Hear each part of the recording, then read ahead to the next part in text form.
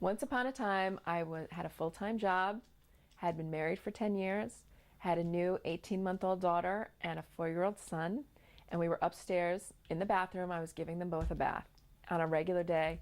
I've been healthy my entire life. I stepped back from shampooing my daughter's head and stepped on a little one of those little green army men that my son had, and felt my entire leg seize up and start shaking, and it just crawled up my entire body. And all of a sudden realized my entire body, I couldn't move. And I tried to say 911 to my son, and I couldn't speak.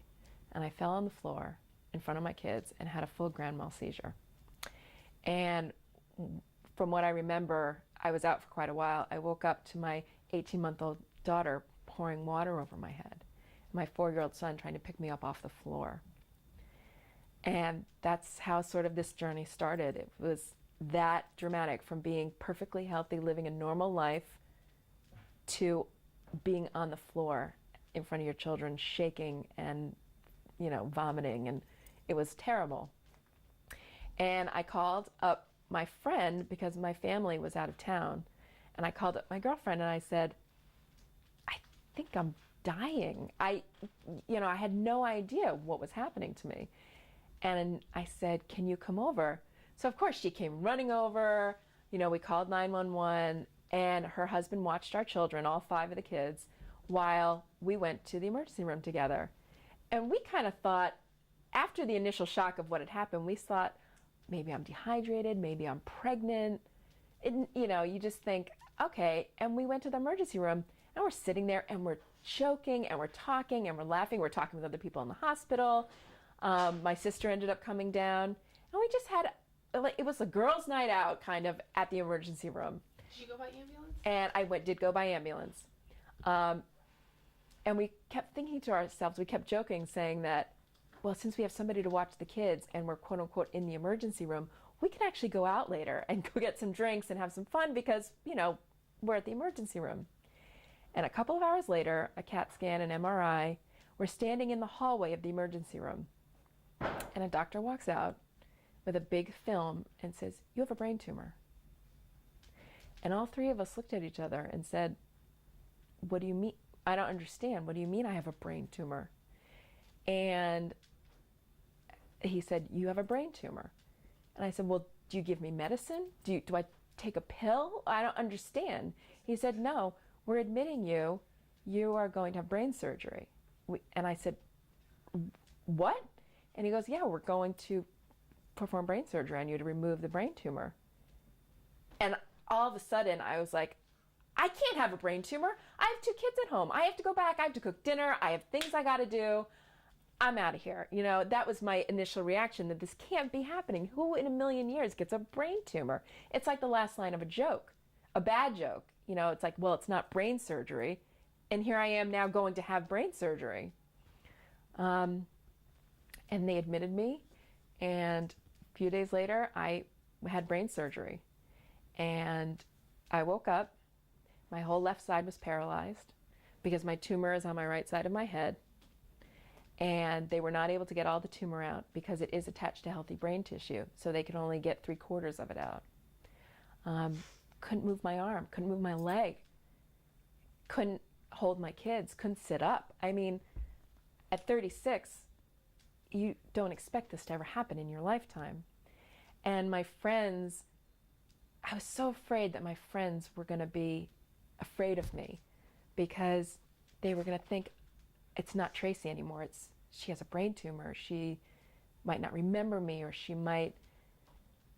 can't sit up. She's dying. And I remember sitting in the rehab hospital, having my friends come see me. And the nurses would let me know when my friends were there. And I would sit up in bed. I'd have them push my bed all the way up. And I'd put my baseball hat on over my bald head with my stitches in, my staples. And I'd put lipstick on and eyeliner and blush, so that when they came in, I'd be sitting there, hi, how are you? How you doing? Oh my gosh, what's going on? How are the kids? And it became the Tracey Show, because I wanted them to know it was still me, that even though I had brain cancer, which they couldn't even say, and they were so afraid walking in the door, I'd be on, because I wanted them to know that even though I had this, it was still me, and not to be afraid, or not to be afraid to come hug me and talk to me, because they didn't even know what to say. And that was literally something they said, is, we don't know what to say. And I would say, that's okay to not know what to say, because this is one of the things that there's no etiquette, there's no protocol of what to talk about. Just talk to me like I'm your friend. But you were scared. Oh my God. Scared? Scared doesn't even come close. I knew that I had a brain tumor, that I was probably going to die. And so when my friends came to see me, there was that element of saying goodbye. There was that element of that. And I could barely see my children without, having tears run down my face. And my children were actually afraid to, my littlest one was afraid to touch me, to hug me, because I was in the bed with stuff attached to me, and I was in a wheelchair. And so I would ask my friends and family to pick me up out of the chair and lay me on the floor, propped up against the wall, so that my daughter could crawl on me, so that it was a little less scary. But scared, there's no word in the English language to describe the fear that you have when you're told you have a brain tumor. And that's what prompted me to want to do something about my disease and the disease in general, because we were diagnosed and had nobody to turn to. My mother and sister and I and my family, who do you ask? Where do I go? What's going to happen to me? What are things going to feel like? Am I going to live? Because you were young. I mean, I'm the 30, young part. I had a whole life ahead of me that all of a sudden, in a second, got taken away. My entire future. So you went in after the seizure. They gave you 3 days. Like, was there a discussion about your treatment, or at that point you were on whatever the doctor's doing that I'm going with? Discussion. There was. Just remember lots of crying, and everybody bringing me cookies and food, because that was what you did when somebody was in the hospital. Did you go home in between No. after the seizure? So No. Went. No, they wouldn't let me go home because of the chance of having another seizure. But you didn't have another one in the hospital prior to the surgery? No, not from what I remember. I had a lot of Ativan, which was a lovely thing. But yeah, I went right into surgery. And then when I came out, I was paralyzed. And I thought, thank God, I'm done with surgery. They're going to let me go home. Because you think, okay, as long as I can just get home, my life can somehow resume a little bit. And you don't realize that you can't go home. You have to be rehabilitated. You can't move. We have to decide what your next treatments are going to be. I didn't understand that there was going to be more treatment. I just figured they got as much as they could. I get to go home and go back to work, And then they started saying, well, we have to meet with oncologists and radiologists, and we have to talk about the cancer. And I said, cancer? I don't think I ever associated the fact that I had a brain tumor with that I had brain cancer. And my family and I sort of started the barrage of seeing doctors and looking on the internet and getting terrible information. And we went all over the country. We did what most cancer patients do, especially with a brain tumor. You go to Boston, and you go to Dana-Farber, and you go to New York, and you go to everywhere that you can go, Chicago, to say, what is the latest? What can you do? How do you save my life? Which is really what you want to say, is what's going to happen to me?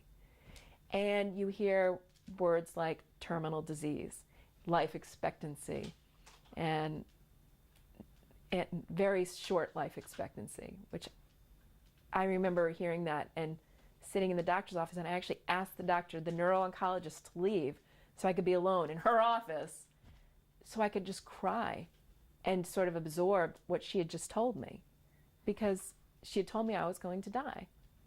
Well, what did they tell you exactly? You were paralyzed on one side? I had worked very hard after I was paralyzed to regain almost all of my mobility. Nobody except pretty much me knows that I have any kind of deficiency. I can't dance, but I can walk normally. I can do everyday activity. Nobody can tell, except I might seem a little clumsier.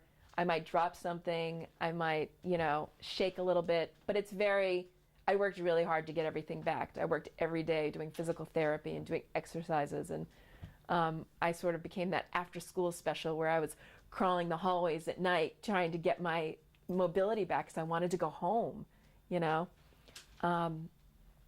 So after I went home, so I was paralyzed. I got some of my mobility back where they allowed me to go home. At what point did they give you your prognosis, though? They came back. You were probably not. They didn't give me my prognosis right then and there because they needed me to become healthy again, enough to go home. So what did they tell you after they operated? So they said, the first thing was they needed to tell me was, we got most of it out, and you're going to go to the rehab hospital, you're going to move on, and then we'll start sending you to different doctors to decide what the rest of the treatments will be.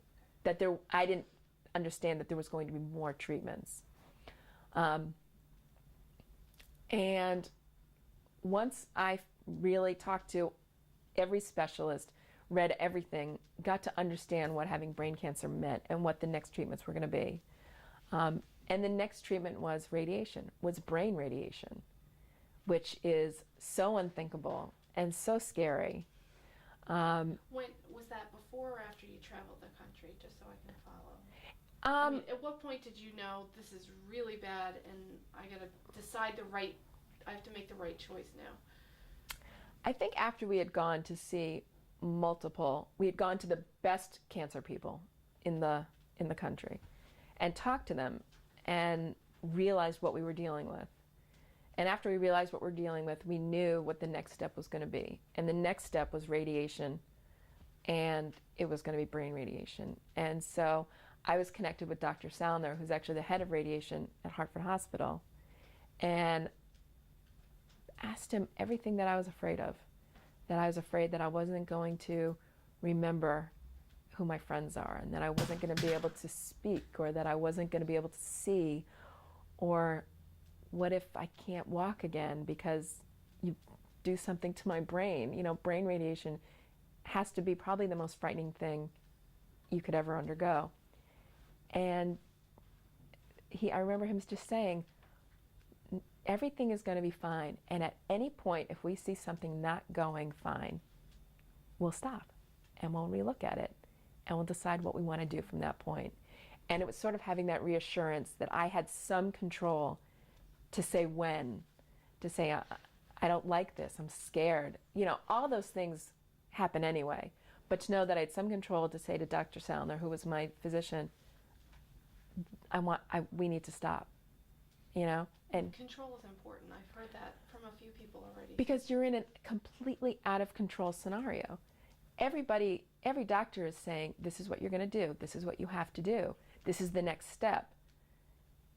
You can't say no. You feel at least like you can't say no, because you are being told what to do if you want to, to fight this disease.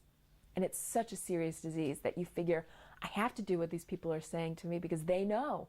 They have the answers. They're going to help me get through this. But you made a conscious choice to go to Hartford Hospital. Tell me why. After going all over the country. After going all over the country, start that again, just because my voice shouldn't be in it. Okay. Please.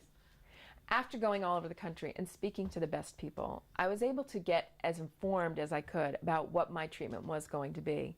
And I have a team of doctors in Connecticut. I work with a whole team from different hospitals. And I have neuro-oncologists and radiologists and neurosurgeons and neurologists and you name it, I have it. But when it came time to do my radiation, you have to go every single day. And I wanted to go to a place that was very close to home, that I could go to a place where I knew the staff. I did get a chance to meet them and talk to them over those few months when I was really learning what was going to happen next.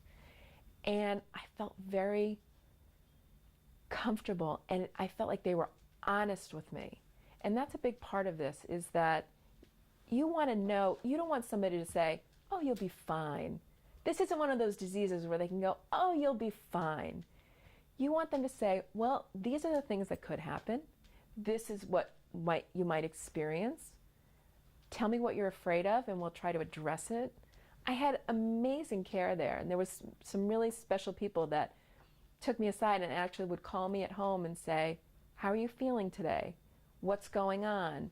They gave me their home numbers so I could call them if anything happened. If I developed a fever, if I started shaking, all the things that they said, look, these are the things you look out for, and call us. And I felt like there was a real personal connection. That's what I needed. I needed somebody to say, I'm going to watch you. I'm going to take care of you. Not so much, okay, you come in for your appointments and this is what you're going to do. But that they were going to take care of me. But you didn't know necessarily that it was going to feel like that till you got there. So the reason you went there is it the trilogy? I went to Hartford Hospital in the very beginning because they had a support group for brain tumor patients. And I needed to connect with other brain tumor patients so I could get a feel for what a brain tumor patient looked like and what their process was and what their deficiencies were and what their disease felt like and how they were handling it and how their family was handling it and how they spoke to their children. Did they go out to dinner? Did they travel? Could they go to a movie? I didn't understand what was going to happen to me, and I felt like if I could connect with another person that was going through what I was going through, I'd have a better sense of what was going to happen. So how did you find that group? You just found it yourself looking around, or do you remember? I was referred to the Hartford Hospital Brain Tumor Support Group through one of my doctors, and I'm trying to remember. I apologize, I'm looking at Mom, but I was referred to the Hartford Hospital Brain, because there's only 2 support groups in the entire state. Hartford Hospital is one, and there's another one in New Haven. And I wanted to drive to it right away. I wanted to get there and meet people that were living here in my neighborhood, in my area. And I went and met the group there, and it was amazing to talk to other people that were experiencing my disease in very different ways. Some of them were at different stages, which was hard for me to see, but a reality that I needed to see.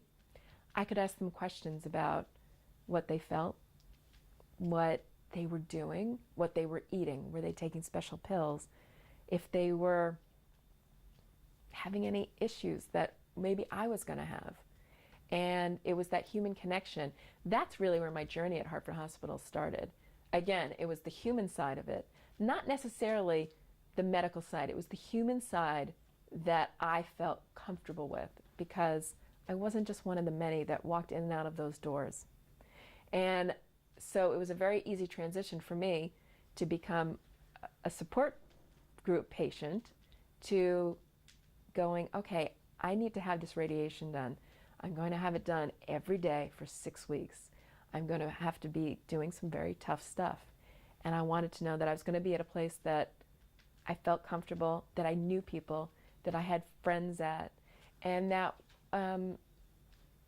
it was going to be easy for me to get in, do my treatment, get out, go home, get back into bed, lay in bed with, food TV on and recover every day. So your treatment involved the radiation for 6 weeks, Right. and that was through the trilogy. The trilogy system, which was the most state-of-the-art system that was available. And because I felt like I'd educated myself so much about brain cancer and brain tumors and radiation and chemotherapy, I knew that I wanted to be on the most state-of-the-art equipment, that sort of the best. And I think a lot of patients don't know to educate themselves on what is available in their area. And I was surprised to find out that there was something so advanced right here in Hartford, because I live in West Hartford. I wanted to know that I could drive 5 minutes and know that I was getting the best of what was available to me. And it was literally a 5-minute drive. The treatment, believe it or not, is only a few short minutes. They're the longest minutes I ever experienced, but really you're only under the beams for a few moments. And so being able to get in and out, I would joke with the radiation technologist. There were 2 young guys, and we would have a competition every day, who could get my mask off the fastest. Because what happens is you do get locked down to a table underneath this mask, and you can't move. And so for the patient, the first thing you want is to get out of that mask, that you don't want to get, you want to end that moment of being locked down, of being treated. And so they got that. They understood that. And so they would both race in, and I would time them who could get it off the quickest. And that makes it livable. To go into any treatment and be crying and sad and scared makes the treatment that much worse. And so every day I would go in, and I understood what I was doing. I understood that I was getting brain radiation. I understood that they were radiating my brain cells. And that's, you pray to God that nothing goes wrong. But I went in every day, and I smiled, and I joked with the radiation technologist. I would take off my wig, and I'd say, here, can you hold this? Because it made it more bearable for me. What kind of a brain tumor did they? I have an anaplastic astrocytoma. And with the way brain tumors work is there's a grading system. And as most of you know, Senator Kennedy, who just recently passed away, had a glioblastoma, which is a grade 4. I have an anaplastic astrocytoma, which is a grade 3. And then there's a grade 2 and a grade 1. And so I'm a grade 3. I'm pretty varsity when it comes to brain tumors, but the diagnosis is hard.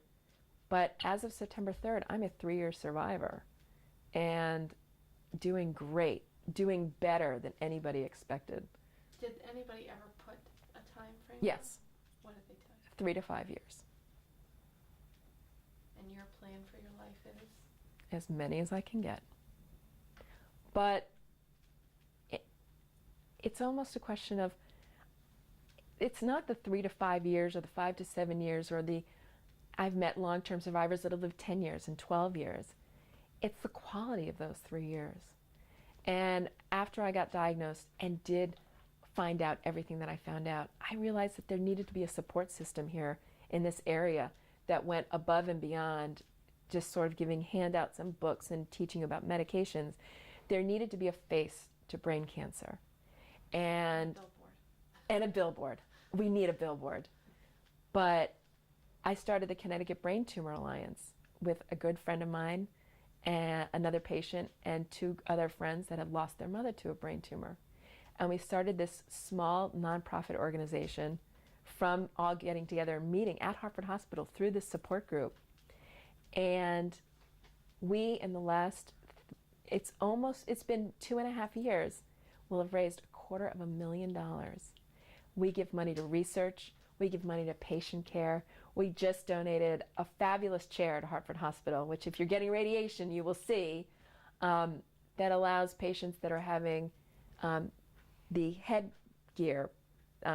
Sometimes you have to get headgear that is screwed into your head, which sounds a little medieval, but there are specific types of radiation that do require that treatment. And there was no chair that could accommodate the head frame.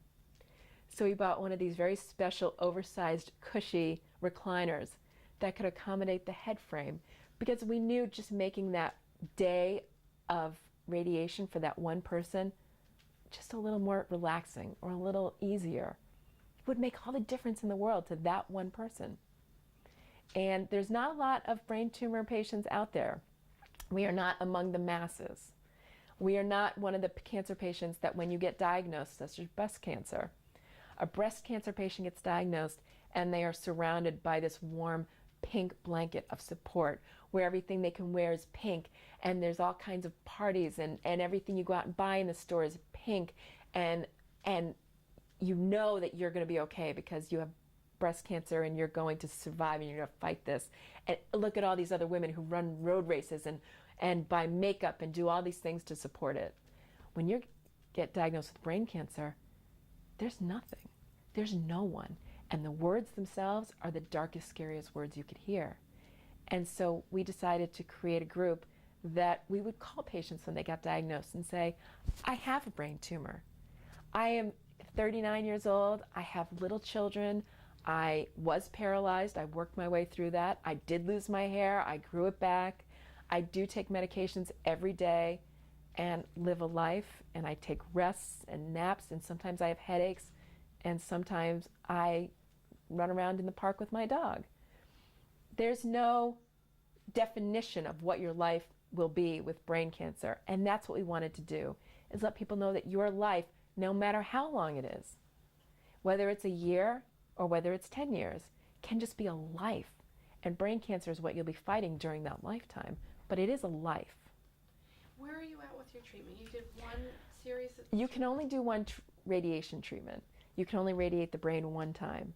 So I have sort of spent that, used that one card. There are different types of chemotherapies, which will be my next course of treatment. Oral chemotherapies, injectable chemotherapies. Are you won't get that until there's some change? I'm monitored every 30 to 60 days with an MRI, and they measure what's left of my tumor, the tumor that's still there. And they measure it exactly to the, the nth degree. And anytime they see that grow just the slightest bit, we'll go on to the next treatment. I have chosen personally to wait to do it because my quality of life right now is so good that I'm sorry. Yeah. You want to step out? No, Somebody's at the door. Somebody's at the door. I didn't want the noise to get into your. Yeah, we can. You want to stop for? I just want you to do a cut. Yeah. What is this?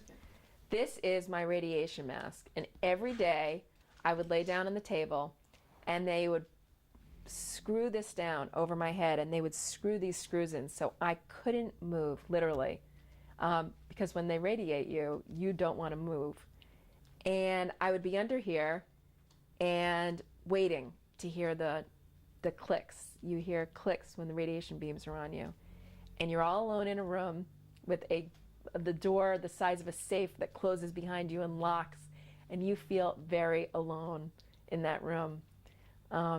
And I would play a CD every time I was in there and try to listen and focus on the music so that I wasn't focusing on the fact that you can barely blink under this thing. It's so formed to your face, in your head, and you're locked down and you just wait. Okay, one more minute, one more minute, one more minute, one more click. Okay, the CD, the song is going to change. I know that I'm almost done. And then again, I told you those guys would race in and they'd unclick these things as fast as they could and take this off so I could, okay, it's over, and I could sit up and get out. I'll show you where on your head? I mean, if you were. It's right here in my right frontal parietal lobe. So that's why, because it's here, my whole left side was paralyzed. And do you have any symptoms?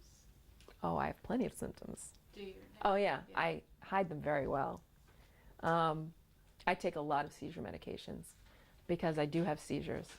I have what's called petit mal seizures, which are mini seizures that happen where it'll be my arm will shake, my head will turn to the side, I won't be able to speak for about 45 seconds. I sort of go into this pause state, and then I come out of it. I get terrible headaches, which are managed with pain medications and ice packs. I'm incredibly tired pretty much all the time, and I have to rest every day for 2 or 3 hours.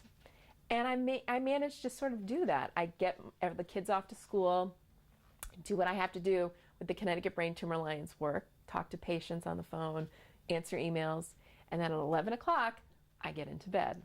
And from 11 to 2, I sleep, because those are the times that I have to sleep.